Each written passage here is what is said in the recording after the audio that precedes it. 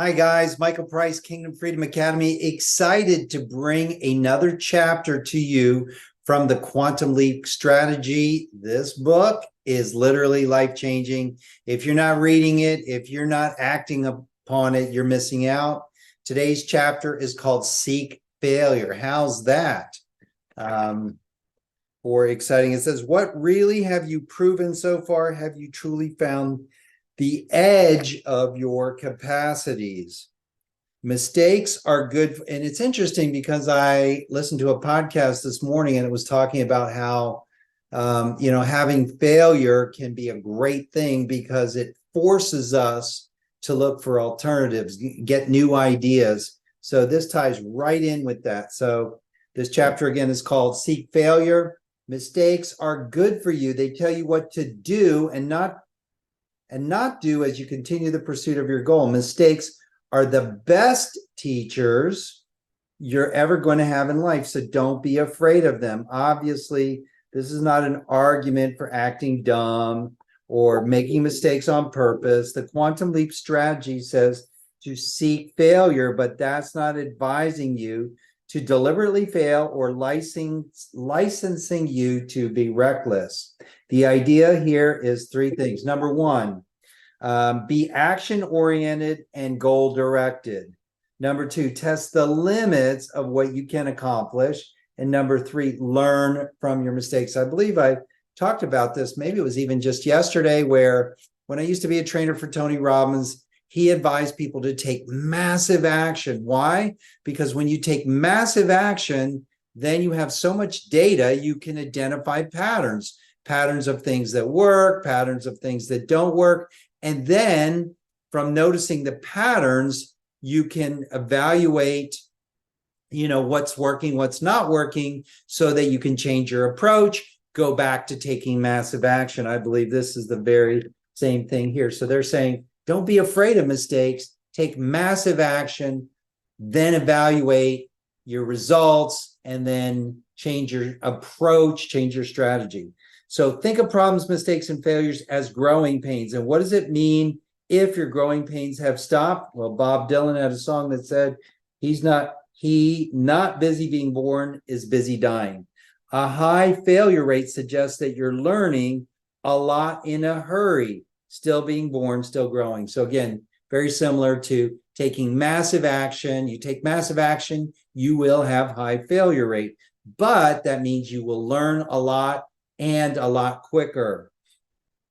It's when you stop running into problems that you have a real problem. Somewhere in the process of growing up, though, we seem to get the idea that it's best to avoid problems.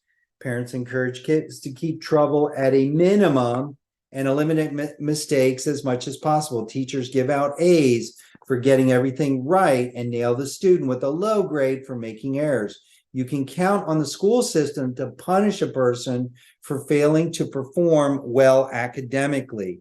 Eventually, failure gets a bad reputation. In the world at large, however, so we go from here's what the school system does to in the world at large. In the real world, where results count, in the world at large, however, failure can be a friend. There's a certain magic in mistakes, problems, foul-ups, and breakdowns push you back on track, educate you, leaving you better equipped to navigate accurately toward your goal. Here's the other important reason to seek failure. Unless you're willing to stretch yourself beyond the point where you can perform basically error-free, you'll never find out how good you really are. That's pretty profound. So it sums it up in this sentence really well. I think if you're unwilling to taste failure, there's no way on earth you can taste the sweet fruits of your true potential. Last two sentences here. Remember that progress often masquerades as trouble. Mistakes and failures typically carry clues for breakthrough performance. Here's the key question. What experiments do you need to run to test the limits of what you can achieve? Okay, so what experiments do you need to run to to test the limits of what you can achieve. One thing I just got reminded of is, if you haven't done this, I haven't done it in a while, but I used to do this a lot, is read the autobiographies of really successful people. And you'll find, think about Disney, right? He went bankrupt many times. Colonel Sanders, who, came up with the recipe for what's it called? It's that chicken place. I don't eat it. So anyway, the point is, like, I think it was 800 and some odd times he, quote, failed before he succeeded. So when you read these autobiographies, you'll find that some of the most successful people had massive failures time after time after time, but they didn't quit, number one, and they learned from it. So one question I would ask, myself, and invite you to do the same thing, is what can I learn from my past experiences, and how can I take massive action so that I can identify patterns, have lots of data, and find more things that are working and more things that aren't working quicker, so that you get to the solution quicker, and a better solution, a quantum leap solution. So I look forward to hearing what you got out of today's training.